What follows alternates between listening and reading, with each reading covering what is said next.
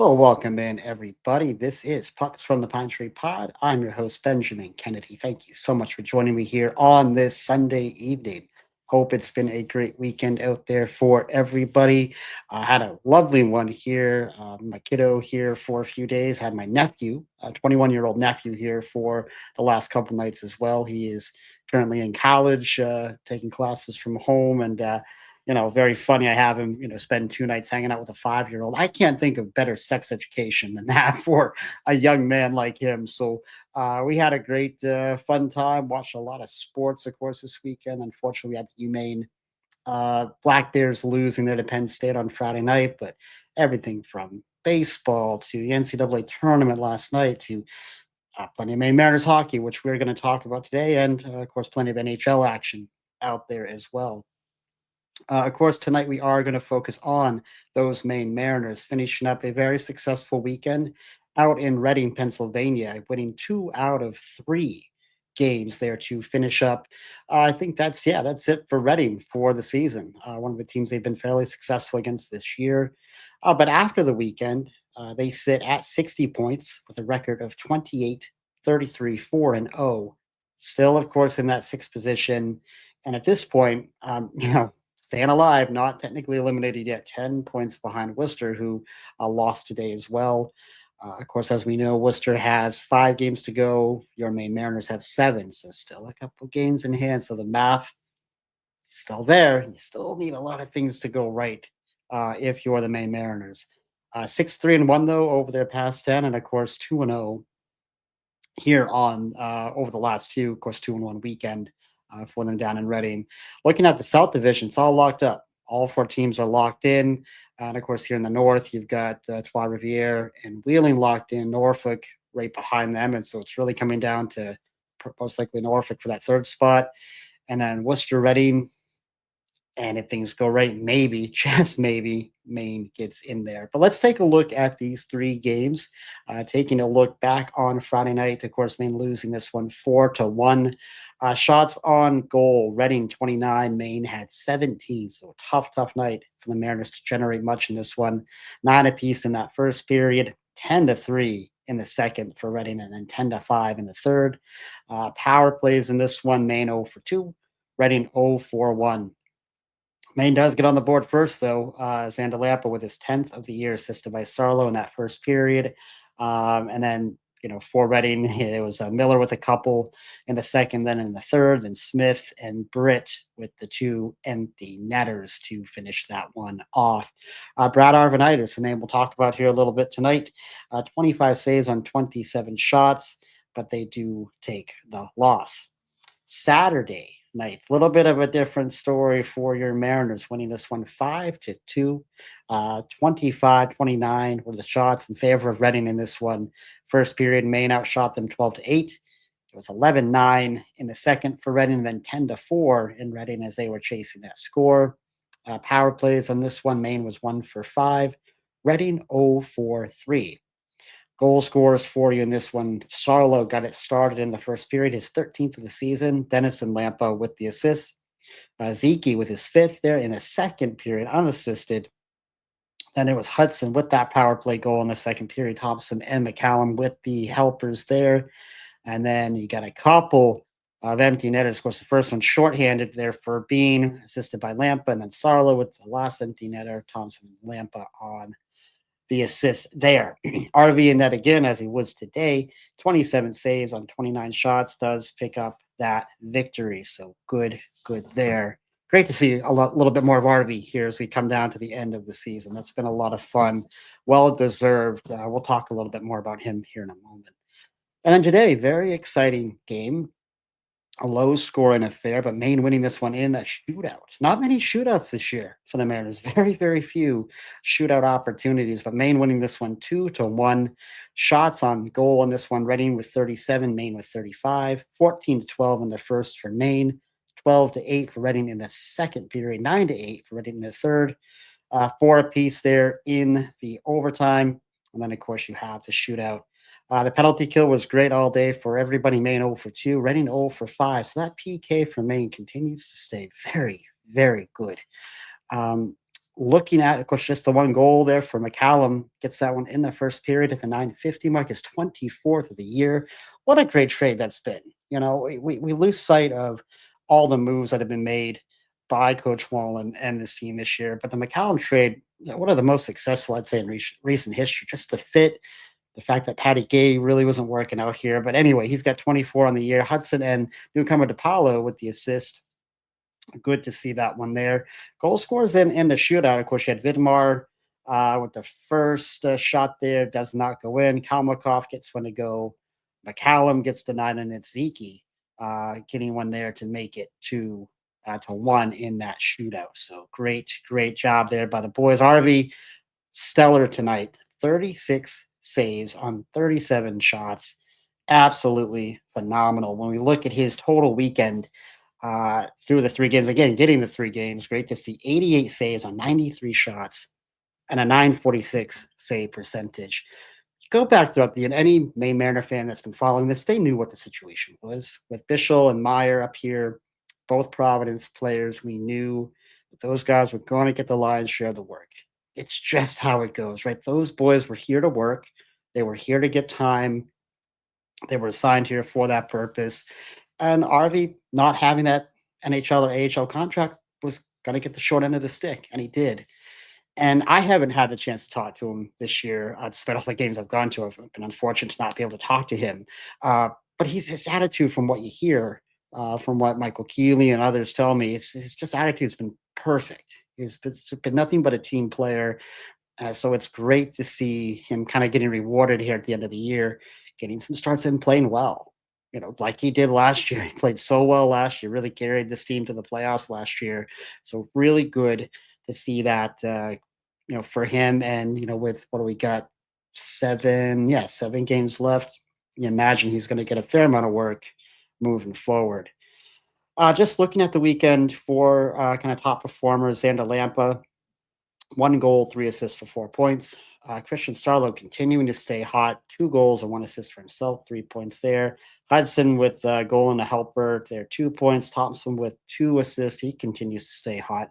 And McCallum, of course, with a goal and an assist. So good production there for the boys. A fair amount of newcomers. Of course, the NCAA season kind of wrapping up, winding down. We're down to the kind of the Elite Eight, I guess you call it, in the NCAA one round or division. So a lot of teams starting to pick up NCAA free agents, and Maine has had a handful come in. Taking a look back on the 17th, they pick up Robert Cronin for there from local UNH. He's gotten into 6 games so far, 1 goal, 1 assist for 2 points for him. And out of Union College, the team signed Josh Nixon, another forward. That was back on the 20th. He's gotten into 4 games, just 1 assist so far. And on the 23rd, the team signs Alex DePaulo, forward from Colgate, has just that 1 assist was that from today? Or was that might have been from, let me go back and look, was that today? Yeah, it was today's game. He gets that first helper, so first professional point for him. So congrats there. So decent return. Obviously short windows here for these guys in terms of what they've been able to do on the ice, but I'd say so far so good on that return. And of course, with Meyer getting the call up to Providence, Maine does sign Ethan Pearson, goalie out of Princeton. Coming off his college career, he was 7-8-2 this year in Princeton, 2.33 goals against average and a 913 save percentage. Fairly exciting young prospect here. So, listen, we know in all these leagues, ECHL, AHL, NHL, you can never have enough good goaltenders. So great to see him here. Listen, we know that not all these guys will stick, going into next season, but this is just a great opportunity to get these guys, get their feet wet, get them in the system, give Wallen and the coaching staff a chance to see, hey, are they a fit? Are they a fit for what we're trying to do, not just today, but moving forward? So good to see that activity. Listen, we know where we're at, right? 7 games to go, 10 points to make up. The math is definitely difficult. But what I love about this, what I've loved really over the past few weeks is this just no give up attitude from the team, from the coaching staff, from the players. It's been really fun to see the energy, the effort, the few games I've gone to recently. It's been high. And they're winning games. I mean, listen, there's what 6-3-1 over their past 10. They've had a couple of 2 game winning streaks. I know we haven't been able to hit that third in a row yet this year, but they're fighting to the bitter end, and I love that. Um, you look up the road in Boston. That's not happening in Boston right now, is it? Talk about laying some eggs if you're the Bruins, but the Mariners are fighting through. They're fighting through. They're going to give themselves every single chance to try to make up ground. It's just too bad the start they had. Right, they could have had a little bit better start back in October, November. You wonder how much closer this could be. Listen, we've gone through it on this channel with all the movement and from the injuries to players going to Europe, all the different things that happened to this roster was tough. They have actually used 50 players now, and I don't know if that counts today's game. I think it's 50 on the year, sixth most in the ECHL. So they've had it's felt like a lot of movement, and it's because there's been a lot of movement. There's been a lot of players in and out. I remember Mike Keeley saying something a couple weeks into the season to me. Yeah, we usually have a lot more trades and activity. The first couple weeks haven't had anything. It's like, all right, Keels, be careful what you wish for because look at what's happened throughout this season. We expected some movement. We always do. It's been a lot. Been a lot. You do this to any club. You think about chemistry, how important team chemistry is, not just losing high talented players, like a Jimmy Lambert, like Evan Bierling, like, Peterson, of course, still out with injury. So you lose the talent, but then you lose that chemistry in the room. And you can't just manufacture that. You can't just make it up. Because if you could, where would the Nashville Predators be right now? They'd probably be leading their division, and they are looking at the lottery a lot like the Bruins are. You can't manufacture chemistry, and I think the team has, despite all that movement, done a fairly good job of that. I think that the players seem to like each other. Yeah, you see it though. It definitely affects some of the communication at times, and um, listen, it's not an excuse. Maybe it sounds a little excusey from me tonight, but it's been a lot, there, and to that point, another thing I really like is the fact that Wallen does continue to add to this group. He's not giving up. He's not just throwing in the towel and saying, "Well, never mind, guys, we'll just go get them next year." No, they're trying to build something, build momentum. Obviously, still alive technically, still trying to do everything they can to make the playoffs, but obviously looking to the future and looking to next year. Listen, it's already the end of March. October will be here before you know it. Summer goes by, in a heartbeat up here. And before you know it, we're back in training camp and we're back on the ice in October. So he's trying things out. He's bringing players in, trying to find the right fits, trying to find the right chemistry to build something better for next season.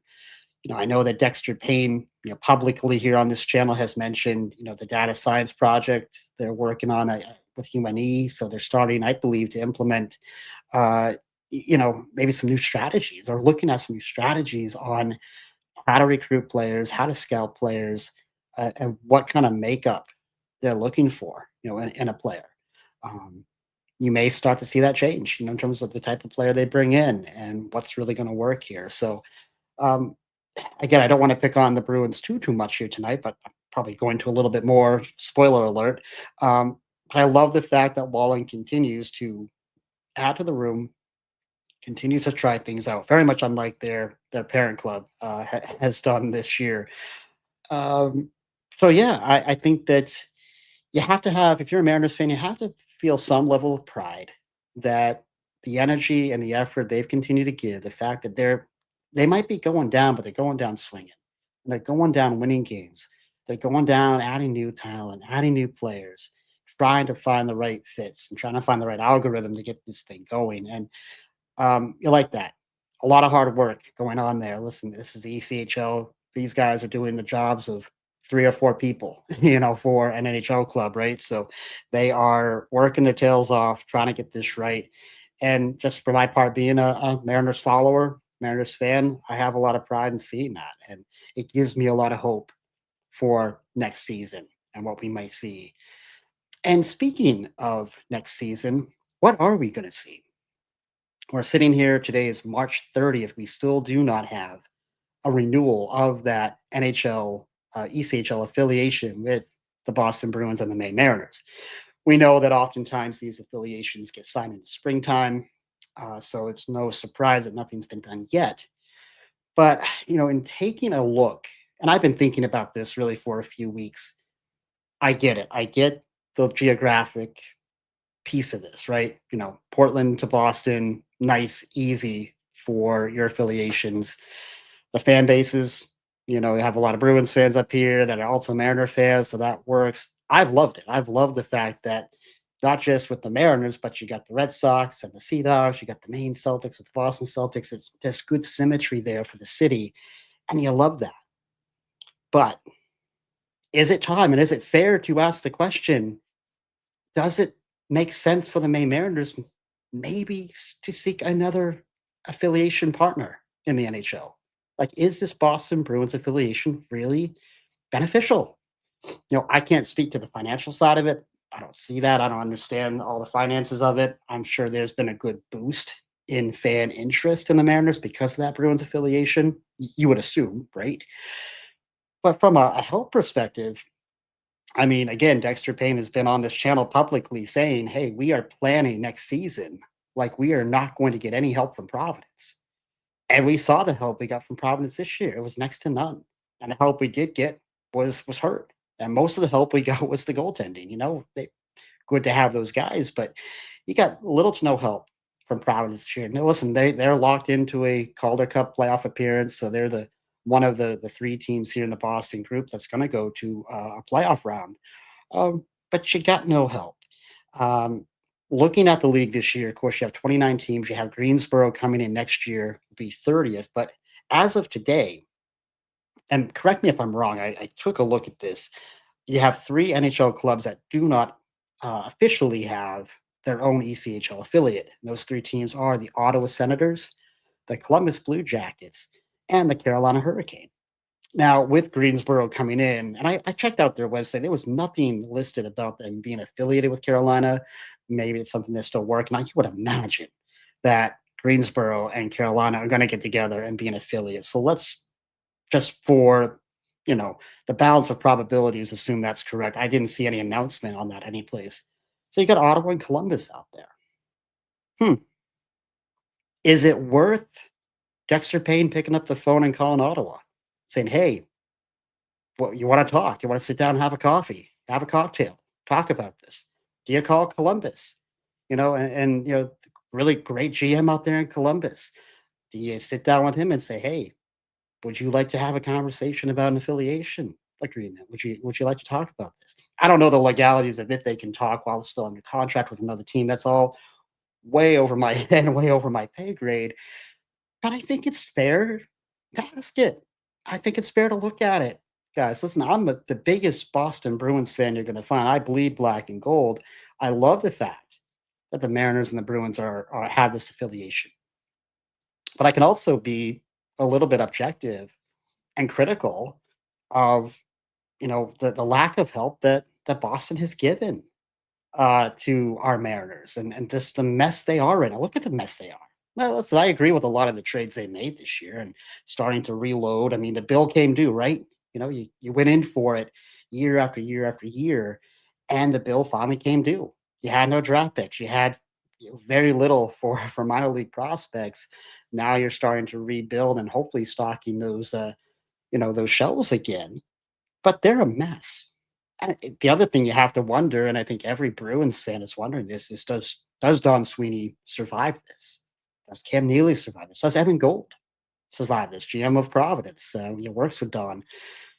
If there's ever a time that the Jacobs family was going to make changes, they've got all the justification in the world to make those changes now. Personally, I don't think you're going to see it happen. I think that the Jacobs family, they've been very consistent in saying how much they love Neely and love Sweeney. But man, this is a mess. You haven't won a Stanley Cup since 2011. It's been, what, 6 years removed from the 2019, egg they laid in game seven of that Stanley Cup final. Um, so if you're going to make a move, you're going to make a change. Now's the time. Yeah, Boston now has all these draft picks. They've got more assets now. Do you really trust Don Sweeney to go out and manage that? Based on what you've seen, there's plenty of Don Sweeney apologists I think he probably gets more uh, crap, for lack of a better word, than maybe he deserves. But I do think he deserves plenty of criticism. And when you see the team that was expected to be a playoff team this year be now, I think they have, if the lottery just went today as the records are, I think they would be number 8. They'd be drafted 8th today. Montreal's ahead of you. You're what, 2 or 3 points ahead of Buffalo. I mean, that's how bad it's gotten. That's how bad it's gotten. So of course we haven't gotten a lot of help from them. And as Dexter said, looking at it, I don't know how much help you're going to get. So I think it's perfectly fair to question, does that Boston Bruins affiliation really benefit the Maine Mariners? You know, the bump you get from the geography and the shared fan base, is it really helping on the ice? And right now, you have to say, absolutely, it's not helping. It is not helping. Look at some of the young players in Columbus. And I'm not an expert on all their minor league players, what Ottawa has, but I think that it would be very fair for those conversations to be had with those 2 clubs. I would not be sad at all. Yeah, as a big time Boston Bruins fan, if we were an Ottawa Senators affiliate next year, that'd be all right. I think your product on the ice would be a hell of a lot better than it was this year. And I think you get a lot more help than you got this year from Boston. So we will see. We will see what happens. Of course, I'm going to put this out and you watch tomorrow. There'll be some announcement about the renewals, right? So it could be all for naught, but I do think it's worth the question. I think it's worth the conversation. So coming up next for your Maine Mariners, of course, we are getting very close to the end of the season. They have 4 games coming up against Trois Rivières, and actually 5 of their last 7 are all home. So you have an opportunity if you want to go check them out at the Cross Insurance Arena, April 2nd against Trois Rivières. That's at 7 o'clock. Then you go into Friday the 4th. You have a 7:15 drop against Trois Rivières again. 4 or 5, that Saturday night game, 6 p.m. drop a little bit earlier evening again against Trois. And then again on Wednesday, the 9th, 7 p.m. there. 4 games in a row against Trois Rivières. They are currently 43, 14, 6, and 2, 94 points first in the division, of course, locked up, and 14 points ahead of Wheeling for that first place position. So they're very comfortably sitting in that position. Um, do they take a rest? Rest versus rust is always a question these big time playoff teams have when they're getting ready to go, right? Do they rest some players? Does it give Maine an opportunity to maybe face a lesser Trois team than we have over the year? We'll see. We'll see how Trois decides to manage that over the 4 games, who they have in net, who they have coming down from Laval or other places. So we'll see. But Maine has not fared well, as we know, 1-6 on the season so far against Trois Rivières. So 4 tough games. You have Adirondack after that for 3. So hopefully Maine can keep winning. Hey, if Trois wants to rest a couple of guys, it's not going to hurt anybody's feelings here in this room or at the Cross Insurance Arena. So we will see what happens. So that's what we have for you all this evening. I hope you just had a lovely time watching the Mariners this weekend. Let's hope for some more wins. We've got a chance for 3 in a row on April 2nd. So let's hope the boys can do that. As always, thank you so much for watching and listening. I do appreciate it, everybody. Please don't forget that hit that like and subscribe button down below if you have not done so already. It definitely helps me out, helps the channel out.